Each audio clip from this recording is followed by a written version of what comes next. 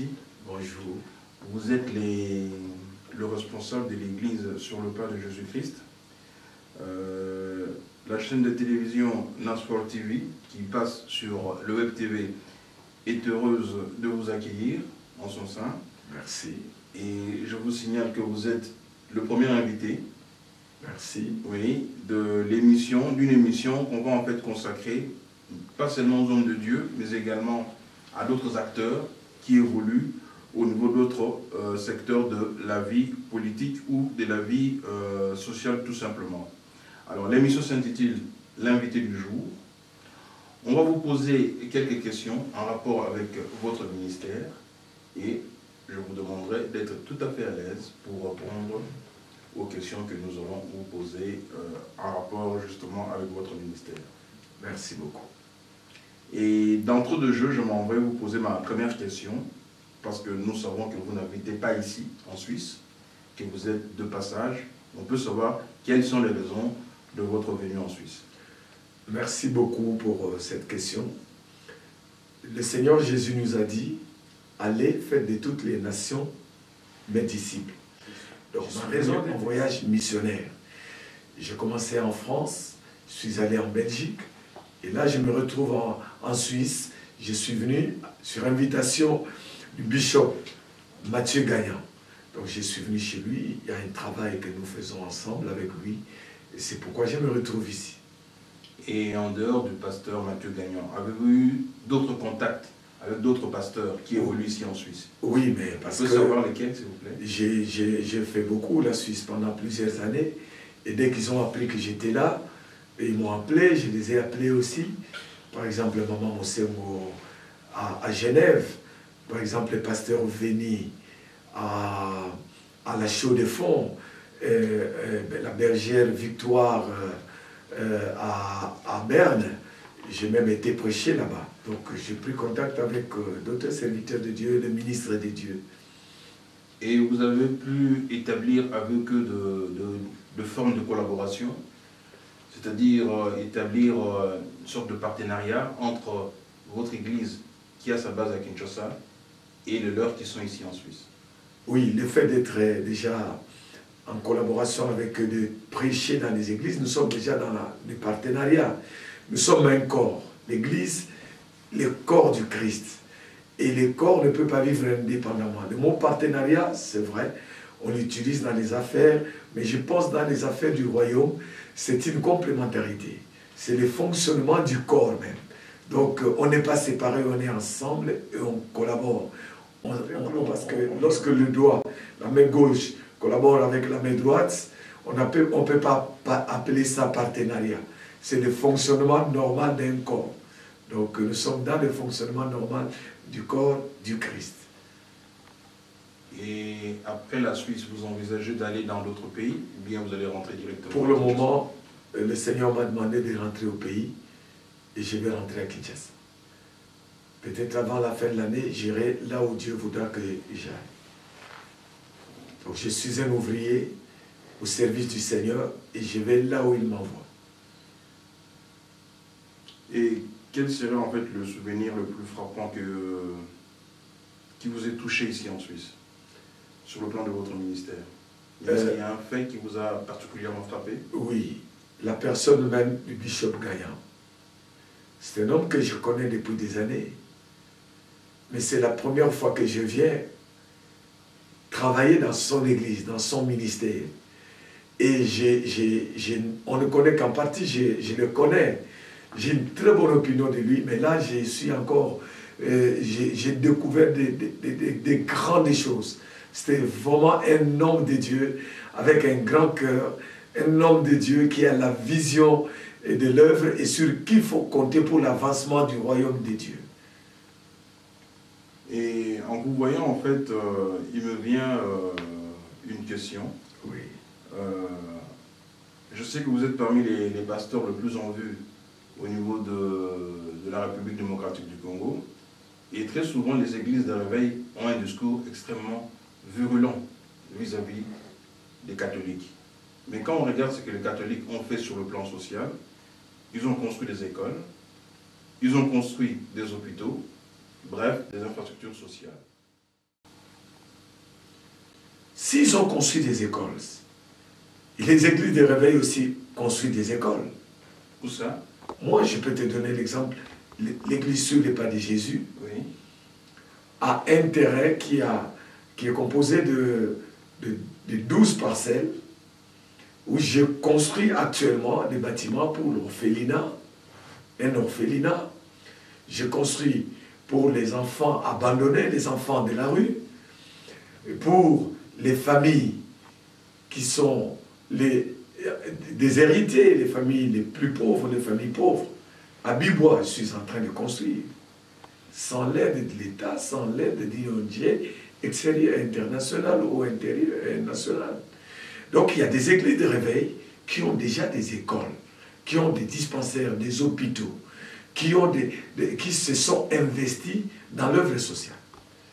Les catholiques, l'église catholique est une église qui a fait des années, des siècles et des siècles. L'église de réveil du Congo. Mais est-ce que ce n'est pas la raison justement pour laquelle vous devriez les prendre en considération, vous devriez les respecter? Parce que très souvent on constate que quand vous voulez donner des exemples négatifs, vous citez toujours l'église catholique. Même sans la citer nommément, mais faire des allusions. Non, je pense que c'est peut-être une ancienne vision que vous avez laissée au pays, mais les choses ont beaucoup évolué. Nous avons vraiment beaucoup de considération pour l'œuvre de Dieu, quelle que soit la religion. Ce n'est pas la religion qui sauve, c'est Christ qui sauve. Donc nous avons beaucoup évolué. L'église de réveil au Congo a beaucoup évolué. Et on considère tout le monde. On considère tout le monde. Même les païens, nous les considérons. Ils ont été créés à l'image de Dieu. Quand on voit un homme, on voit Dieu. Maintenant, on s'intéresse plus aux païens parce qu'il faut leur annoncer Jésus-Christ pour qu'ils soient sauvés. Et les catholiques, on n'est pas dans cette logique-là. On est dans la logique de gagner tous ceux qui sont mal enseignés pour les récupérer dans nos églises et qu'ils soient enseignés. Nous ne connaissons pas tout, mais le peu que nous connaissons, si on peut amener quelqu'un à connaître Jésus-Christ, à le recevoir comme son Seigneur et son Sauveur personnel, c'est ce qui est important. Assurer son encadrement, sa formation comme disciple et l'envoyer, parce que l'œuvre de Dieu, c'est de gagner, former et envoyer. Et je crois qu'on a des considérations pour tout le monde. Il y a aussi des églises, des religions qui ont conçu aussi des écoles. Je crois les Bima, les autres là, je ne sais pas, beaucoup de religions. N'est pas de la même ampleur que les catholiques. Non, mais comprenez que l'église catholique a été autrefois l'église d'État. C'est une église d'État dans beaucoup de pays. Nous voyons ici... Moi, je parle du cas congolais. Oui, mais même du cas congolais. Oui. Quand l'église catholique et la colonisation est venue, elle était à...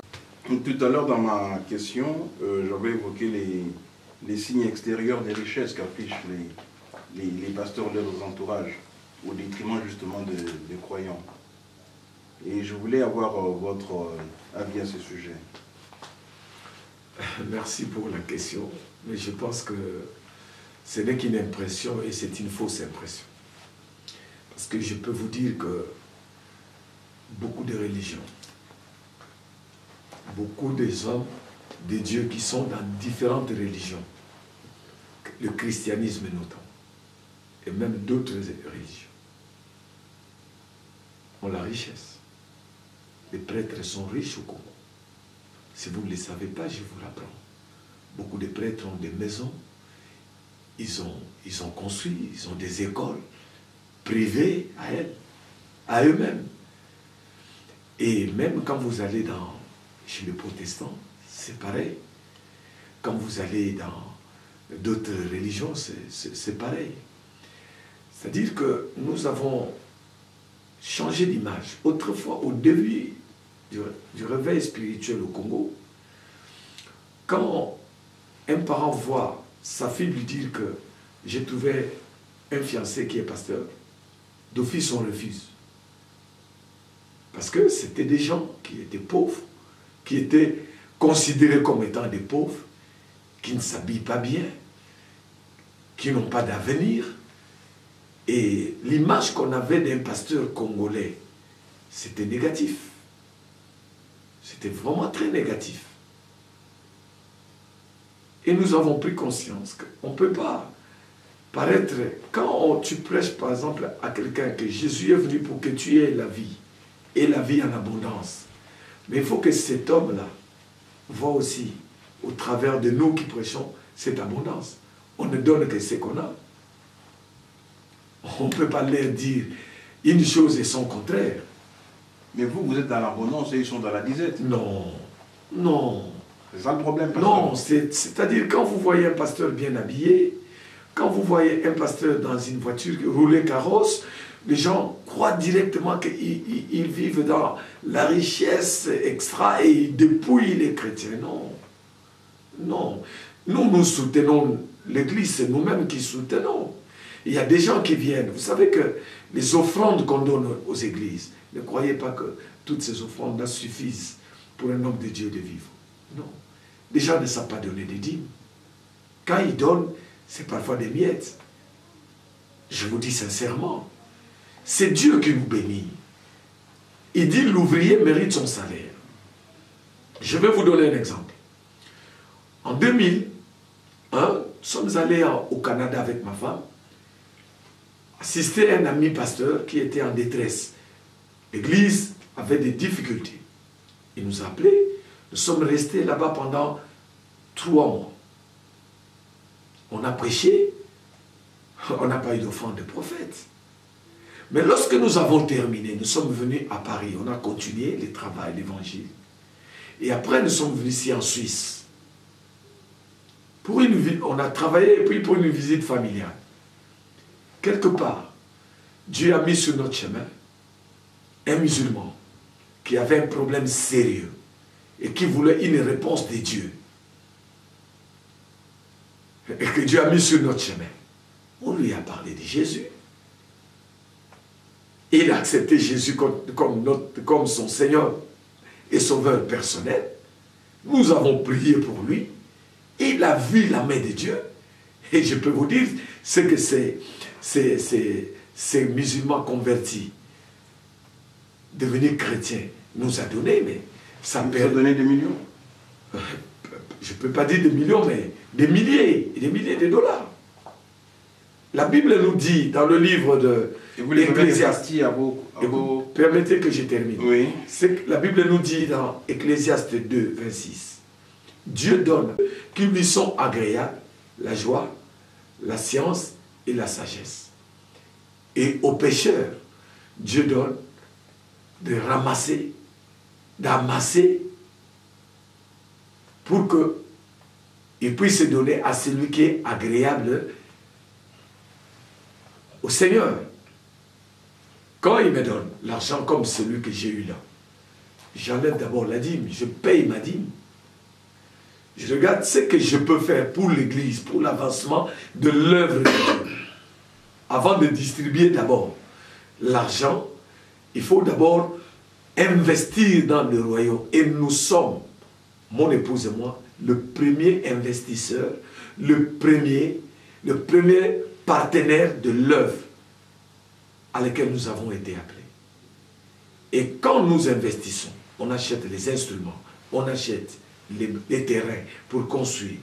Lorsqu'on va construire, on construit, par exemple, les écoles, les centres pour les orphelins, pour les veuves, pour les indigents. Vous croyez qu'on doit aller faire appel de fonds à l'église ou aller chercher des bailleurs de fonds à l'extérieur? Non. C'est lui qui donne la vision, donne la provision. Et lorsque j'investis dans l'œuvre, ce qui me reste, je prends une partie pour moi, pour ma famille, et aussi pour mes collaborateurs qui sont avec moi. Vous savez que vous ne pouvez pas manger pendant que vous voyez que votre collaborateur a des problèmes. Il faut partager le peu qu'on a. L'amour et partage. C'est ça l'évangile que Jésus nous a amené. Là, vous parlez peut-être pour vous, mais pas pour les autres pasteurs. Mais pour beaucoup. Les préjugés, les mauvaises paroles que les gens prononcent contre les pasteurs les congolais, ça c'est vraiment je peux dire ça, c'est de la calomnie et parfois aussi Un faux témoignage, c'est faux toutes ces histoires. Mais il y a des cas quand même qui sont cités et qui sont vérifiables. Mais pourquoi on ne va pas citer les cas d'autres religions, d'autres églises qui font les mêmes choses? Mais c'est parce que justement, les pasteurs se positionnent comme des juges par rapport à la société. Non. Et comme ils se positionnent comme des juges par rapport à la société... Monsieur le journaliste, les pasteurs sont les gens qui apportent la bonne nouvelle du salut. On ne va pas condamner. Qui sommes-nous pour condamner les autres? Pour faire du jugement sur les autres? Non. Nous, notre tâche, c'est de gagner les âmes perdues pour les amener à Jésus. On ne condamne pas. On ne juge pas. Tu vas chez quelqu'un qui a l'argent, mais qui n'a pas la vie. Il y a des gens qui ont l'argent. Quelqu'un qui n'a pas Jésus n'a pas la vie. Et il faut lui dire la vérité que malgré ton argent, tu n'as pas la vie. Le salaire du péché, c'est la mort. Si tu veux être sauvé, crois au Seigneur Jésus. Ton argent, là, au lieu de détruire, construis avec ça, investis dans l'œuvre de Dieu. Soutiens les pauvres. Investis dans le développement du pays. C'est ce qu'on dit. Je ne sais pas d'où vous avez tiré cela. Qui allons-nous juger? Pourquoi juger? Et qui juger? Non, nous ne sommes pas encore au temps du jugement. Nous sommes au temps où nous devons gagner les âmes et les amener à Christ. Je vais vous donner un exemple. Moi, je connais un papa qui est mort. Ce papa-là était un féticheur. Je le connaissais de par ma famille. Et quand moi, je ne connaissais pas Dieu, je suis allé chez ces papas-là. Je l'ai consulté comme féticheur. Et je n'ai pas trouvé la solution à mon problème. Quand je me suis converti, je suis allé prêcher l'évangile à ces papas-là, à ma tété. Je lui ai dit ce qu'il faisait, c'était de l'aventure. Et s'il mourait dans cet état-là, il allait droit à l'enfer. Ça choquait ses papas. Mais je lui ai dit, et j'ai pris autorité, j'ai dit, à partir d'aujourd'hui, tu n'auras plus de clients. Et il était un peu désarçonné, il était un peu fâché. Je lui ai dit, non papa, avec tout l'amour que j'ai pour toi, je te dis que ce que tu fais là, c'est l'aventure. Le diable est en train de te tromper, et toi, à ton tour, tu trompes les autres. Et ce papa-là est parti, il n'avait plus de clients. Et il avait des gros clients, des grosses pointures. Au temps de Mobutu. Des gens qui lui ont acheté sa parcelle, qui lui ont donné l'argent. Et depuis ce jour-là, il avait perdu complètement. Il est rentré, il est parti et finalement il s'est converti. Ses enfants sont venus prier chez moi. Il y en a qui sont devenus des prophétesses, d'autres des pasteurs, des apôtres. Si je n'avais pas dit la vérité à leur père, ils ne seraient pas convertis. Et les jours où j'ai parlé à leur père, ils étaient fâchés contre moi. Mais quelques mois plus tard, ils ont compris que j'avais raison. Et ils se sont convertis. Le papa a été baptisé. Il est mort comme chrétien. Du moins, apparemment. Puisque Dieu seul sait, connaît le cœur des hommes. Mais ces enfants font l'œuvre de l'évangile. Et là où les gens allaient pour consulter les féticheurs, maintenant les gens y vont pour aller glorifier l'Éternel. Cette parcelle-là, dans cette parcelle, on a construit un temple. Voilà à peu près. Mais les gens qui nous écoutent en ce moment-là croient que non, vous êtes méchants, vous jugez, vous faites sinon. Le salut d'un homme, d'une âme a du prix. Même si cet homme-là n'est pas encore d'accord, vous lui annoncez l'évangile avec amour, dans la puissance du Saint-Esprit, et vous laissez les résultats à Dieu le Père, au nom de Jésus. On ne peut pas juger. On a envie de gagner le plus d'âmes possible. Et Dieu merci, actuellement, il y a beaucoup de gens qui ont donné leur cœur au Seigneur. Et le Congo est en train de passer une phase très, très, très, très bien. Une très, très, très, très bonne phase avec le Seigneur Jésus. Mais le problème pour le Congo, c'est que la situation ne change pas. au niveau de population, les gens continuent toujours à se plaindre. Oui. Tant que nous vivrons dans ce monde, il y aura toujours des gens qui se plaindront. Mais je vais vous dire une chose, que le Congo, c'est un pays prophétique. Nous sommes en Suisse. Il y avait dans ce pays, je crois, à Yverdon, ou je ne sais plus quelle ville, un prophète, un homme de Dieu qui s'appelait Choua. Et cet homme-là avait écrit vers les années 80. Il avait une prophétie de Dieu. Une prophétie confirmée par les hommes de Dieu dans les 5 continents. Qu'après Israël, le deuxième pays, le pays de Dieu, c'est le Congo démocratique. Je ne sais pas si vous connaissez cela, mais je voudrais rassurer tous les Congolais que nous sommes en train de traverser les temps prophétiques de Dieu pour notre pays. Ce n'est pas parce qu'aujourd'hui nous connaissons des situations difficiles que ça va demeurer comme ça pendant des années et des années. Non, c'est une prophétie dont le temps est fixé. Elle va s'accomplir. Est-ce que vous croyez que Dieu est un Dieu méchant? Un Dieu qui donne à son enfant beaucoup d'argent. Regardez ce qu'est le Congo. Scandale géologique. Et bientôt scandale spirituel. Parce que Dieu a béni abondamment ce pays. Ces richesses-là ne sont pas destinées uniquement aux étrangers qui viennent nous payer. Non, c'est d'abord pour nous. Le problème est que, au travers des difficultés que nous connaissons, nous nous accrochons, nous tournons nos regards vers Dieu. Lorsque le Congo se donnera totalement à Jésus, Jésus prendra les commandes et la gestion de nos vies, de notre pays, de tout ce que nous faisons, et vous verrez comment deviendra ce pays. Moi, je pense que même vous qui êtes à l'extérieur, vous reviendrez au Congo. Déjà, nous envoyons. Il y a beaucoup de nos compatriotes de la diaspora qui viennent construire maintenant. Ils sentent qu'il y a un vent. Le vent là, ce n'est pas un vent amené par un homme. Mais les gens de la diaspora, le Congo, c'est leur pays. Ils peuvent rentrer quand ils veulent. Oui, ils viennent. Ça ne peut pas constituer en fait un événement. Non, mais je dis qu'il y a des gens qui ont saisi ces vents, cette mouvance spirituelle. Moi, je parle ici de la mouvance spirituelle. Vous savez, il y a une différence entre la mouvance mondaine et la mouvance spirituelle. Quelqu'un peut venir selon ses habitudes, passer ses vacances, c'est son pays. Mais quelqu'un qui est poussé par le Saint-Esprit, c'est différent de celui qui vient par habitude ou tout simplement par coutume ou par quoi, je ne sais. Donc c'est normal qu'ils viennent. Nous avons nos familles qui viennent et nous avons nos amis aussi qui viennent. Mais il y a quelque chose que je voudrais vraiment encourager. Vous savez, moi je m'excuse de vous interrompre, oui. Parce que tout à l'heure vous avez évoqué, vous avez dit que le Congo est un pays prophétique, oui. Mais d'autres serviteurs de Dieu disent plutôt le contraire. Ils disent que le Congo est maudit parce que le Congolais, ils ont déifié un homme et ils ne se sont pas repentis. Alors Dieu a détourné sa face de ce pays-là. Quel est l'homme qu'on a déifié? Mobutu.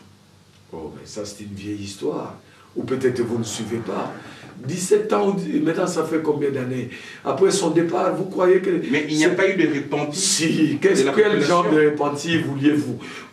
Collectif. De tout le Congo, mais non. Collectif, je dis. Si vous lisez la Bible dans le livre d'Ézéchiel, il nous dit, je cherche un homme qui se tienne à la brèche pour que je ne détruise pas les pays. À partir d'un homme, d'une poignée d'hommes, d'une poignée de femmes, d'une poignée de serviteurs de Dieu, d'une poignée d'églises, parce qu'il y a des églises qui se sont mobilisées et qui se mobilisent jusqu'à ces jours. Il y a eu des journées de repentance au Congo, dans toutes les provinces. Si peut-être vous n'êtes pas informé, je vous l'apprends. Il y a eu des jeûnes de prières au temps où Mobutu était là, même quand il est parti. Même jusqu'aujourd'hui, il y a des gens qui jeûnent, il y a des chaînes de prière, de repentance. Non seulement avoir déifié Mobutu, mais il y a beaucoup de péchés. Il y a eu le vol. Le Congolais a pillé ses propres richesses au détriment des plus pauvres. Il y a l'impudicité. Il y a tous les péchés que la Bible cite. Ces péchés-là au Congo avaient pris place. Les Congolais, c'est la danse. C'était la danse, la boisson, les habits, l'ambiance mondaine. Mais ce n'est plus le cas. Les gens se sont repentis et nous continuons à amener les gens à la repentance. Mais ils se sont repentis sincèrement, vous croyez? Mais ça appartient à Dieu. C'est Dieu seul qui s'est apprécié. Mais moi, je crois en cela parce que je vois la main de Dieu. Tel que nous vivons au Congo maintenant, mon frère, si Dieu n'était pas avec nous, non, je crois que la situation serait catastrophique. Dieu est avec nous. Mais la situation n'est-elle pas catastrophique, justement? Écoutez, si vous regardez du point de vue économique, vous voyez que l'Europe est en train de passer un moment plus difficile que nous au Congo. Nous, la crise est permanente, mais nous vivons par la grâce. Nous vivons au Congo par la grâce. Et la grâce, c'est quelque chose qu'on n'a pas mérité. C'est là qui fait exploser la gloire de Dieu. C'est ça que les gens n'arrivent pas à comprendre. Parce que si on regarde tous les agrégats macroéconomiques, le Congo c'est un pays qui devrait être en faillite. Mais nous ne sommes pas en faillite. La Grèce est au bord de la faillite. L'Espagne, l'Italie. Mais est-ce que vous avez vu, quelque part on a écrit le Congo est en faillite? Mais le Congo est justement en faillite. Non. Quand le Congo n'est pas en faillite. Moins d'$1 par jour. Mais nous vivons. C'est ça les miracles de Dieu. C'est ça les miracles de Dieu. Comment nous vivons? Les oiseaux du ciel, comment vivent-ils? Et nous ne sommes pas des oiseaux du ciel, nous sommes les hommes créés à l'image de Dieu. C'est un pays miraculeux. Moi, je préfère que vous utilisiez le mot miracle. Le Congo vit par miracle. Pas à cause des hommes politiques, pas à cause des opérateurs économiques, mais c'est à cause de Dieu. Et nous croyons que ce sont nos prières et la grâce de Dieu, l'amour du Seigneur qui fait que le Congo soit ce qu'il est. Est-ce que vous êtes déjà arrivé à Kinshasa ces derniers temps? Ces derniers temps, oui. Et c'est pour des raisons politiques que je ne suis pas arrivé à Kinshasa. Ok, il n'y a pas de problème. Oui. Mais je crois que les jours où vous arriverez à Kinshasa, quel que soit le pouvoir en place, vous découvrirez la main de Dieu sur le Congo. La main de Dieu est sur le Congo. Et ça, je le confirme. Le Congo n'est pas un pays maudit. Le Congo, c'est le deuxième pays prophétique du monde, après Israël. Vous savez qu'il fut un temps où, lorsque cette prophétie-là a été publiée, des hommes de Dieu venant des États-Unis sont venus au Congo pour contribuer, venant de l'Europe, de l'Asie, même les Chinois, les Coréens. Les hommes de Dieu venant des 5 continents sont venus au Congo pour évangéliser et apporter leur pierre à l'accomplissement de cette prophétie. Nous ne sommes pas un pays maudit. Nous sommes un pays riche. On nous vole les richesses, mais on ne vous a pas volé la terre.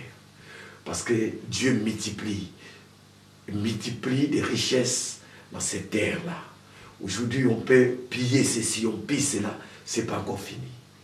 Vous savez... Mais jusqu'à quand, pasteur? Jusqu'à ce que Dieu existera. Tant que Dieu existera, tant que le monde existera, la bénédiction du Congo existera. Et bientôt, vous allez voir ça. Nous tous ensemble, nous allons partager cette richesse. Et les gens viendront de partout pour voir ce que Dieu fait au Congo. Dans combien d'années? Non, je ne peux pas vous fixer le nombre d'années. Ça, le quand appartient au Seigneur. Le comment aussi appartient au Seigneur. Mais ce que moi je sais, il faut être fier d'être Congolais. Il faut être content parce que, vous savez, il y a des Chinois partout. Si vous allez en Angola, c'est plein de Chinois. Dans tous les pays africains, les Chinois sont là. Mais l'Occident ne s'oppose pas farouchement comme il s'oppose au Congo. Parce qu'ils savent que le Congo, Kinshasa, n'est pas n'importe quel pays. Ça au moins, je crois, vous savez ça. Et eux ne ne détiennent pas la clé de notre pays. C'est Dieu. Et je vous dis, c'est Dieu-là que nous servons tous. Vous à l'extérieur, nous au pays. C'est Dieu-là nous aime. Il a un plan merveilleux pour le Congo-Kinshasa. Et très bientôt, nous allons voir cela. Nous allons vivre cela. Nous vivons cela. Nous prenons justement acte de ce que l'homme de Dieu vient de nous dire. On aura à le constater dans le prochain jour. Et je voulais un peu, avant qu'on termine notre entretien, parce que là nous tirons vers la fin, oui, que vous nous parliez un peu de votre projet, justement. Enfin, il n'est même plus au stade du projet parce qu'il est entré dans sa phase de concrétisation. Comment se présente justement votre école à Bibois? Vous savez, il y a quelque chose que moi, j'évite. Tant que le projet n'est pas terminé, je ne peux pas le médiatiser. Excusez-moi. Mais vous avez dit qu'il est en construction, donc. Oui, mais attendez lorsque les constructions seront terminées, parce qu'on est en train de construire plusieurs bâtiments. Lorsque ça sera terminé et qu'on va inaugurer, nous inviterons aussi NAS4 TV pour présenter cela au monde. Pour le moment, je ne parle pas. Pourquoi? Parce que vous savez, il y a des gens qui ont des moyens. Vous avez peur? Non, je n'ai pas peur. Mais il y a des chasseurs d'idées. C'est-à-dire, ils ont des moyens, mais ils ne savent pas quoi faire avec ces moyens. Dès que vous étalez votre projet en public, ils récupèrent le projet et ils font mieux, même au-delà de ce que toi tu voulais faire. Est-ce que tu peux comprendre? Non, parce que vous avez la main de Dieu sur vous. Oui, mais Dieu nous donne aussi la sagesse. La sagesse, c'est l'instruction spirituelle de Dieu pour savoir comment agir et comment faire dans une situation donnée. Donc la sagesse recommande aussi la prudence. La Bible nous dit, soyez prudents. Je vous dis que si par exemple, vous avez commencé à faire beaucoup de bruit sur cette chaîne avant qu'elle ne commence, il y a des gens qui peuvent étouffer ces projets encore sous l'œuf. Donc moi, je préfère ne pas en parler, mais vous inviter à l'inauguration. Et lorsque je vous inviterai à l'inauguration, je vous montrerai aussi ce qui a déjà été fait, ce qui est fait et ce qui sera fait. Je ne vous en parlerai pas. Vous le verrez après accomplissement. Ok, nous prenons acte. Alors, nous allons terminer notre entretien, mais avant de le terminer, je voudrais avoir votre commentaire sur le projet. Ce n'est plus aussi un projet parce qu'il est entré dans sa phase de concrétisation. La station de télévision qui passe sur Internet, et là je m'adresse à nos internautes, de suivre particulièrement le message que l'homme de Dieu pourra délivrer pour justement l'accomplissement de cette œuvre qui est devenue concrète au niveau de la Suisse. Et je peux même également ajouter que c'est une première expérience. Alors, quel est le commentaire que vous pourriez faire à ce propos? Je suis très content. Et j'encourage l'initiateur de cette télévision, le créateur, le fondateur. Je le félicite et je l'encourage. Vous savez, dans nos églises, nous prêchons pour que le chrétien ne se borne pas seulement à réciter les versets bibliques, mais il faut le rendre pratique. Je veux dire une chose. Dieu a béni Jacob. Son père Isaac l'a béni et Dieu l'a béni. Il a eu des promesses, des paroles de connaissance, de sagesse, de prophétie. Lorsqu'il est arrivé, lorsque Jacob a fui son frère Ésaü, il est allé chez son oncle Laban, il a travaillé. Donc il nous faut travailler.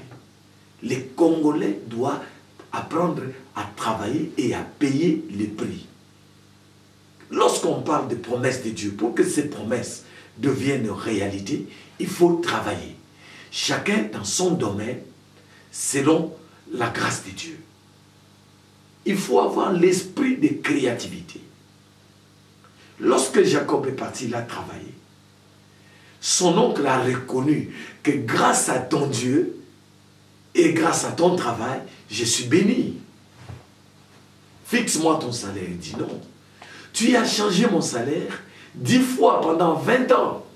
Cette fois-ci, c'est moi-même qui vais me fixer mon salaire. Et vous savez ce qu'il a fait? Il a eu une vision de Dieu.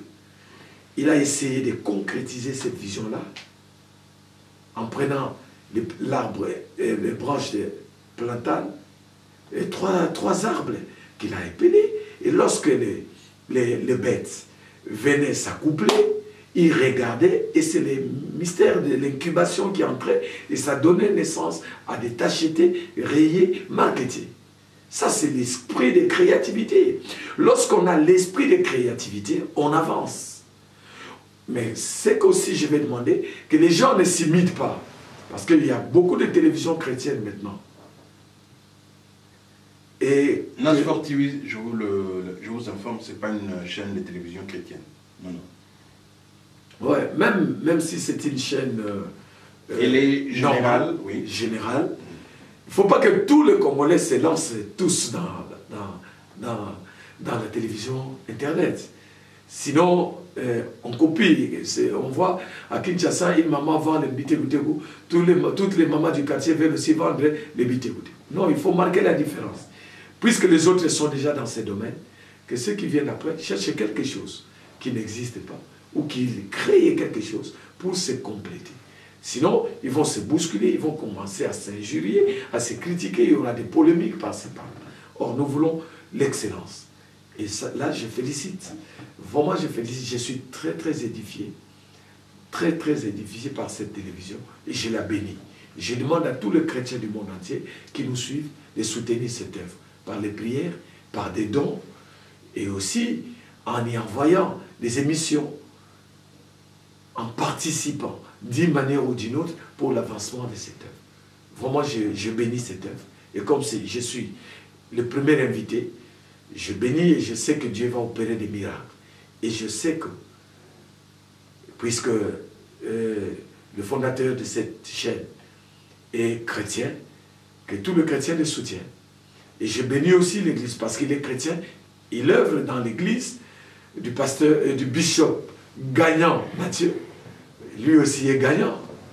Le fils d'un gagnant, c'est un gagnant. Et que cela aussi puisse profiter grandement à l'Église pour la gloire de Jésus-Christ.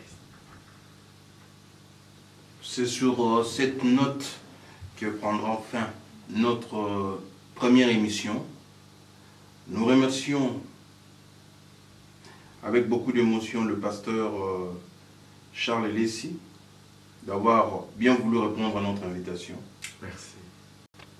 Aux internautes de réagir à cette première émission. Vous aurez remarqué s'il y a des failles, s'il y a des erreurs, n'hésitez pas à nous le communiquer. Et s'il y a, pourquoi pas, de fleurs à jeter à l'équipe technique qui a travaillé pour cette émission, au Web TV qui travaille pour cette émission, de nous les jeter également. Je vous remercie et je vous donne rendez-vous pour notre prochain invité qui sera justement le pasteur Mathieu Gagnon qui est ici.